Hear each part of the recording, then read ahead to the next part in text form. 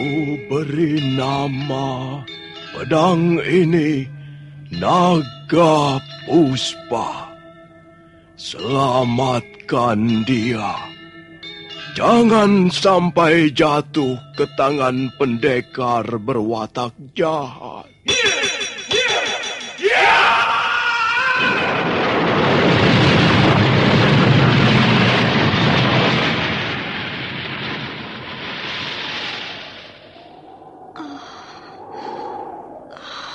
Kakang Kamandanu, kau masih juga tidak percaya bahwa aku mencintaimu. Meisin, maafkan aku, Meisin. Meisin. Meisin!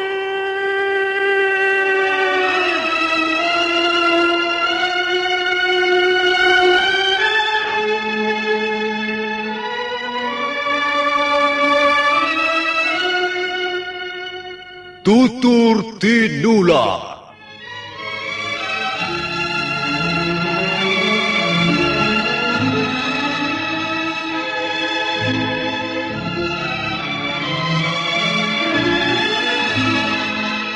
Sebuah sandiwara radio serial, produksi Sanggar Cerita dan teater Sanggar Prativi. Sebuah kisah dengan latar belakang sejarah runtuhnya Singasari dan berdirinya Kerajaan Majapahit.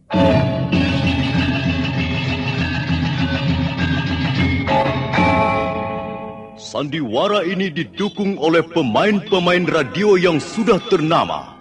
Ferry Fadli, Ivone Rose, dan Eli Ermawati.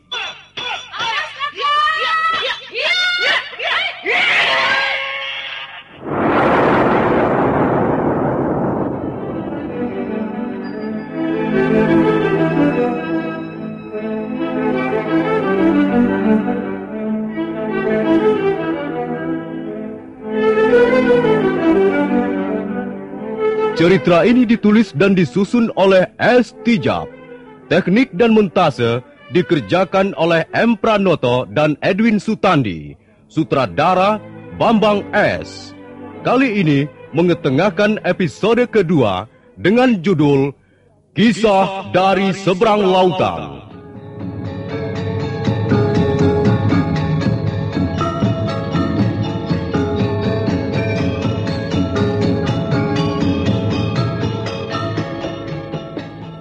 Dalam seri yang ke-58 ini didukung oleh para pemain Edi Dosa sebagai Lo Sisan, Eli Ermawati sebagai Meisin, Ivone Rose sebagai Sakawuni, Surya Tanjung sebagai Jaran Lejong, Iwan Dahlan sebagai Rake Dukut, Mario Kulon sebagai Ralumbu, Ape Burhan sebagai Kepala Desa, dan Nusri pembawa cerita. Selamat menikmati.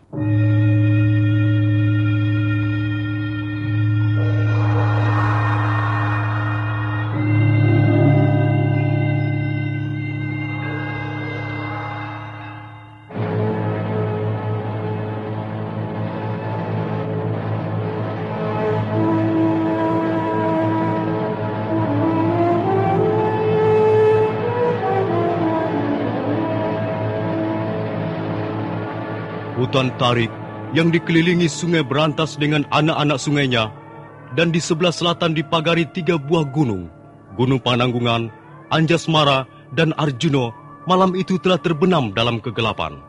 Namun, tidak seluruhnya daerah itu menjadi gelap. Sebagian lembah yang berupa dataran yang banyak ditumbuhi semak belukar menjadi terang oleh cahaya bulan yang mulai naik memanjat puncak-puncak pohon. Rake Dukut, kau boleh kurang pengalaman atau ilmu yang kau miliki rendah. Tapi jangan menjadi orang bodoh dengan ikut dalam pertandingan kanuragan di pelataran Candi Surabana besok malam. Aku sudah kepalang basah. Aku harus ikut pertandingan itu. Apa yang kau andalkan? Senjatamu rantai dengan bola besi itu? Rake Dukut, Kalau hanya untuk pamer senjata macam itu tidak usah ke Candi Surabana. Di sini saja, di depanku saja cukup. Apa maksudmu, Ralumbu? Di Candi Surabana nanti, barangkali kita tidak akan bertemu karena sudah gugur pada tahap pertandingan awal. Maka aku pikir lebih baik kita bertanding di sini saja, Raden Dukut.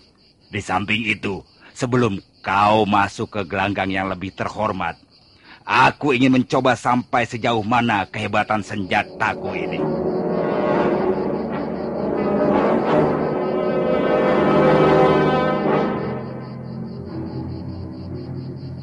Ralumbu, pendekar dari lereng Gunung Lamongan itu, mengeluarkan 2 buah pedang pendek yang lebar. Senjata itu lebih mirip pisau pemotong tulang babi dibanding senjata yang biasa digunakan untuk bertarung. Melihat orang di depannya mengeluarkan alat pembunuh, Raden Dukut terkejut dan mundur selangkah.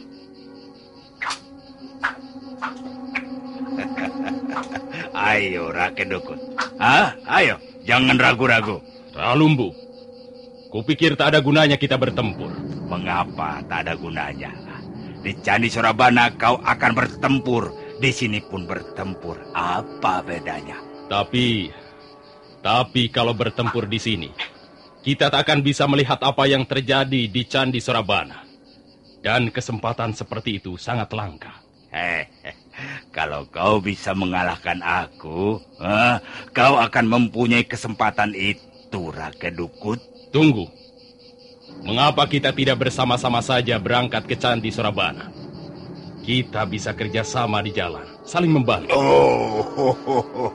Aku tidak butuh bantuan seekor tikus. Nah, bersiaplah Raden Dukut. Awas. Yup. Tunggu, Ralumbu. Tunggu. Aku tak akan bisa mengalahkanmu. Terlambat. Sekarang kau harus melawan aku. Aku beri kesempatan untuk menahan seranganku dalam 7 jurus. Kalau kau sanggup bertahan, maka ku izinkan kau pergi.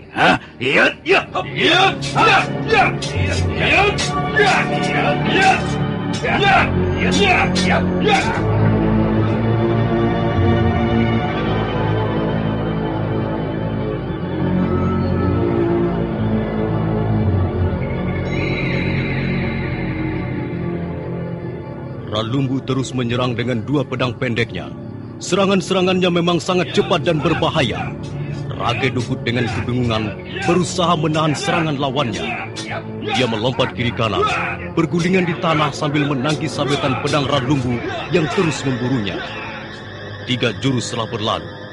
Raden Dukut merasa dapat angin karena Ralumbu masih belum bisa merobohkannya. Kini semangat Raden Dukut timbul dan dia tidak lagi hanya bertahan, melainkan sekali waktu balas menyerang.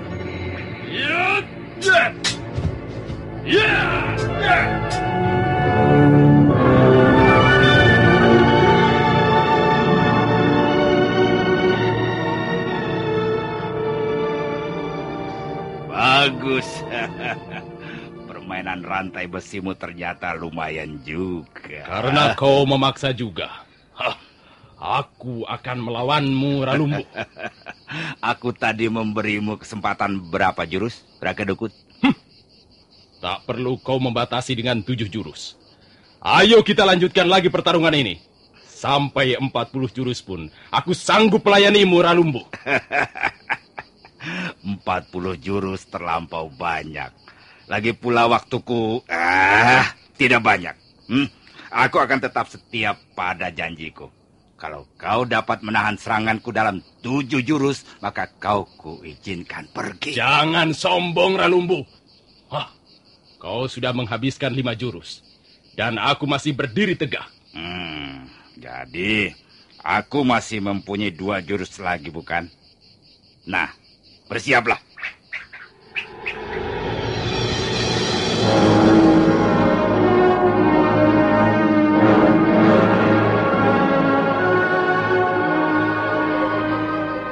Pendekar dari lereng Gunung Lamongan itu melompat mundur 2 depa.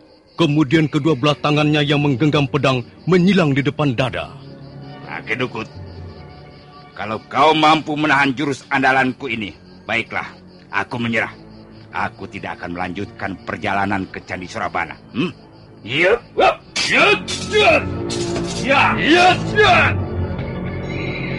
Rake Dukut bukan main terkejut melihat serangan Ralumbu yang datang dengan mendadak dan cepat. Untuk sesaat, dia menjadi kelabakan. Tapi, Ralumbu tak lagi memberi kesempatan dengan jurusnya yang menjadi andalannya selama ini. Sabetan pedangnya menyambar ke sasaran-sasaran yang benar-benar mematikan gerakan lawannya.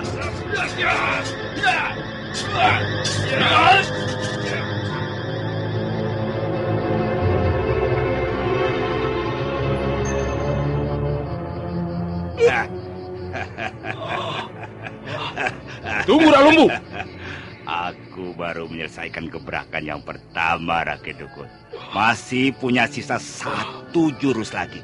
Nah, bersiaplah untuk menghadapi jurusku berikutnya.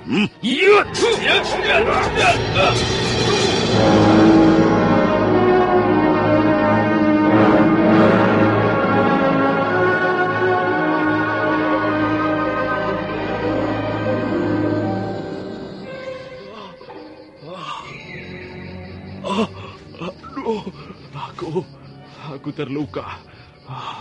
Serangan Ralumbu memang cepat sekali. Kalau aku tidak segera kabur, aku bisa mati.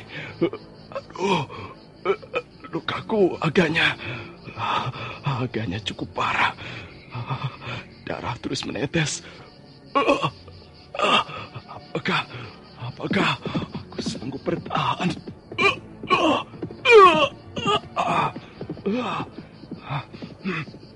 Aku mendengar derap kaki kuda. Aku harus mencari tempat persembunyian yang aman.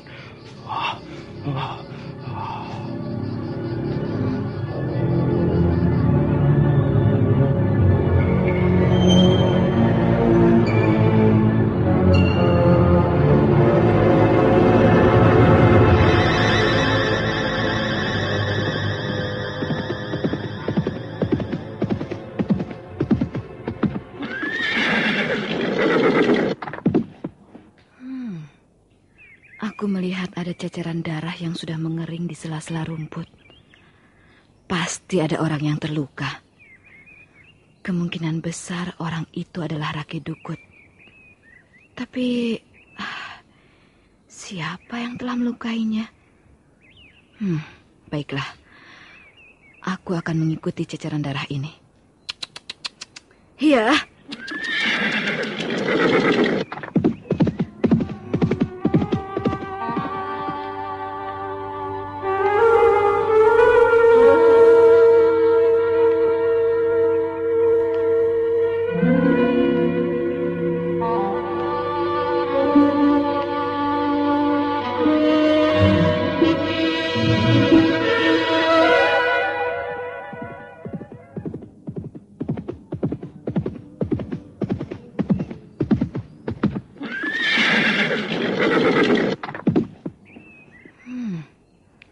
Ceceran darah itu semakin banyak di sekitar tempat ini. Pasti orang yang terluka itu tak jauh dari sini. Penunggang kuda yang tak lain adalah gadis aneh itu melangkah perlahan-lahan ke sebuah pohon jati yang besar. Dan begitu sampai di bawahnya, dia melihat sesosok tubuh terkapar di atas akar pohon. Di sebelahnya ada rantai besi yang terletak melilit tumbuhan semak belukar. Rantai besi itu pun berlumuran darah yang sudah mengering. Ketika gadis aneh itu berusaha lebih mendekat, orang yang terluka yang tak lain adalah Rake Dukut membuka matanya. Kau datang untuk membunuh aku, bukan? Ayo, bunuhlah aku. Bunuhlah Rake Dukut. Aku memang tak pantas hidup lagi. Siapa yang telah melukaimu, Rake Dukut? Apa perlunya kau tahu? Apakah dia orang desa Tebu? Bukan.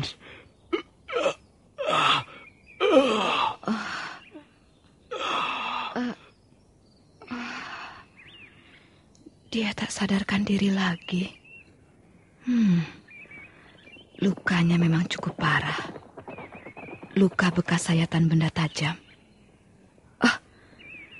Ada rombongan orang berkuda.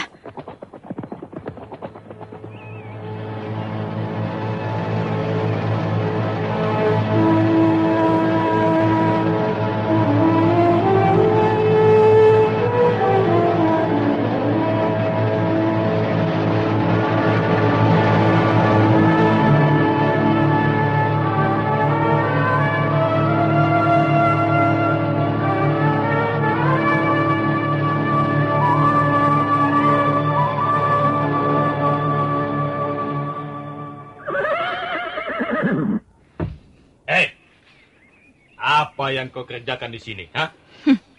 Lihatlah, bukankah orang itu yang kalian cari? Rake Dukut.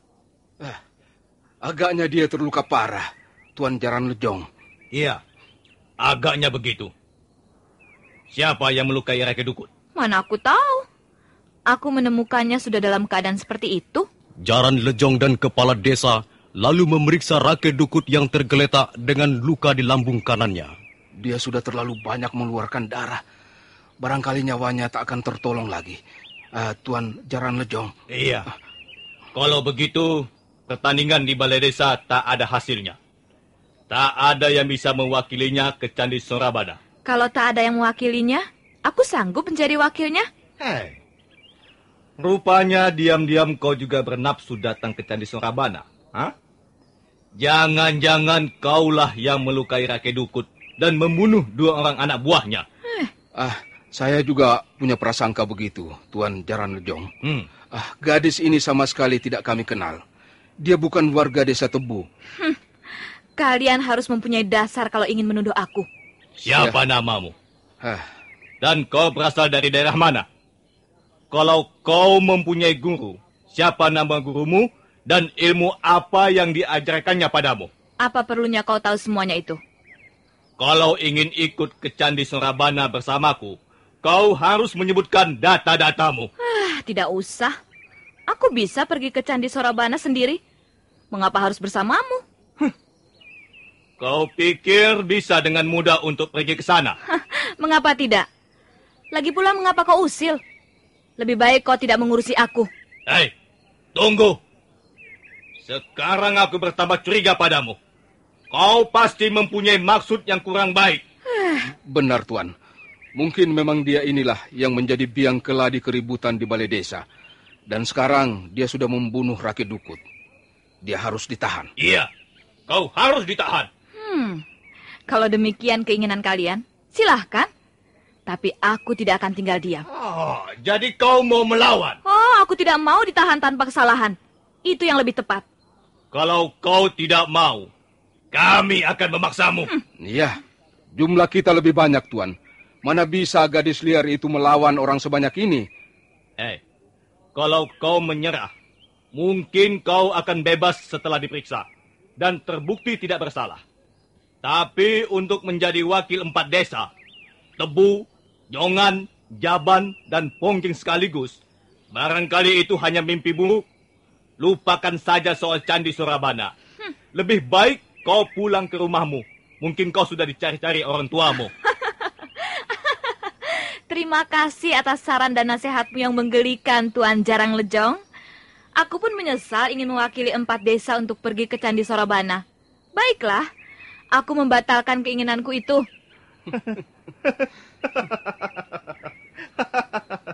Kalau begitu kau anak gadis yang baik dan manis. Ayolah, ikut kami ke balai desa. Kalian pergi dulu, nanti aku menyusul. Mengapa begitu? Ayo, kita pergi bersama-sama. Maaf saja, aku tidak senang berjalan bersama kalian. Apalagi bersama Tuan Jarang Lejong yang tampan seperti kambing kedinginan. Gadis itu menghina sekali, Tuan. Kurang ajar. Kau akan kutangkap dan kuseret ke balai desa sekarang juga.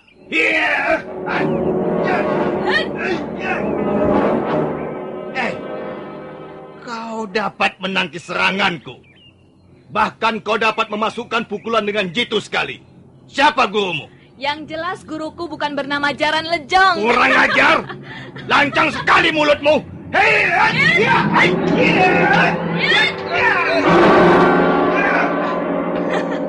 Bagaimana Tuan Jarang Lejong?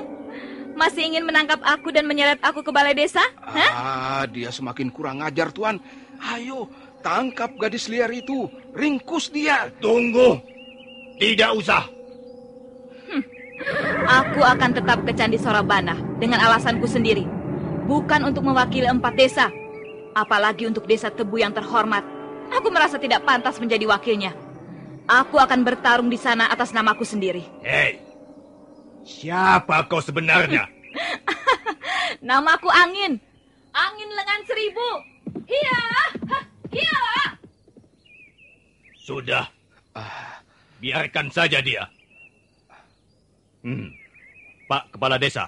Iya, Tuan. Uruslah Rake Dukut. Terserah apa yang akan kau lakukan padanya, sesuai dengan wewenang dan tugasmu sebagai Kepala Desa Tebu. Baik, Tuan Jaran Lejong. Serahkan soal Rake Dukut pada kami, karena memang dia warga Desa Tebu. Lalu Tuan akan terus kemana? Tidak singgah dulu barang semalam lagi di rumah kami. Aku harus mengejar gadis liar itu. Aku khawatir dia mempunyai maksud yang kurang baik.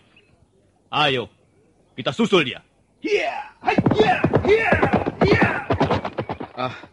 Ayo, anak-anak, kita gotong Rake Dukut. Biarlah kita tidak mengirimkan wakil ke Candi Surabana. Biarlah para pendekar dari daerah lain saja yang ikut bertanding.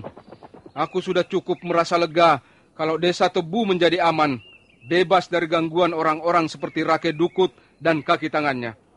Ayo, kamu juga. Cepat. Ya, cepat. Gotong Rake Dukut. Naikkan ke atas kuda dan bawa kembali ke desa kita.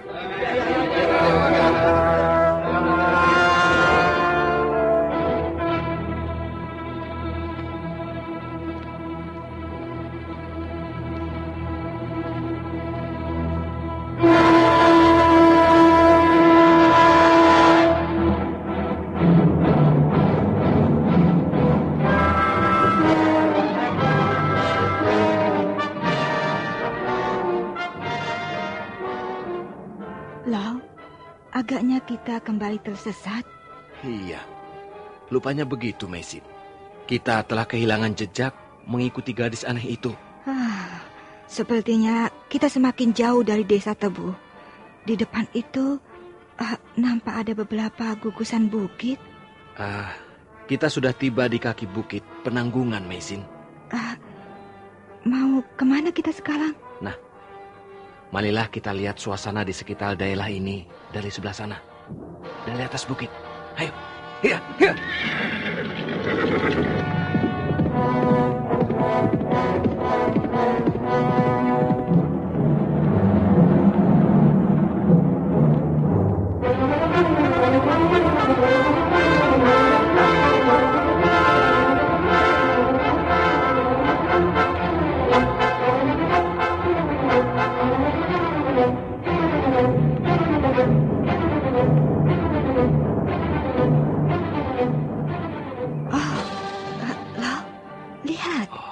Pemandangan dari sebelah sini luas sekali.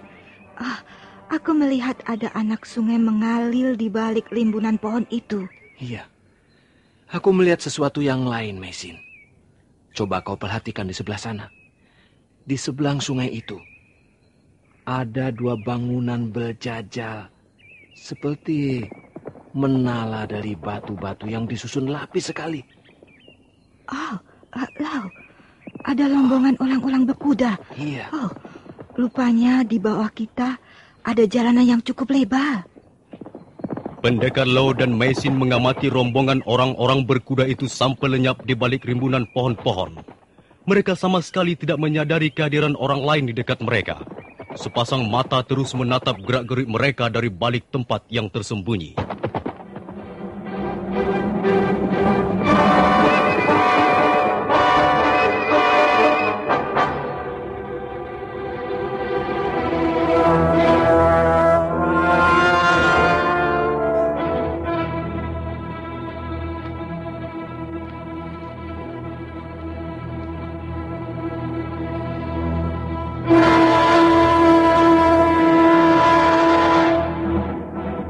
Sesaat lamanya, pendekar Lau dan istrinya melihat-lihat pemandangan yang indah dari atas bukit. Mereka tidak tahu bahwa ada sepasang mata yang mengintai. Nah, para pendengar sekalian, siapakah orang yang mengintai itu? Apa maksudnya dan bagaimana dengan pendekar Lau dan istrinya? Silakan mengikuti seri berikutnya. Sampai jumpa.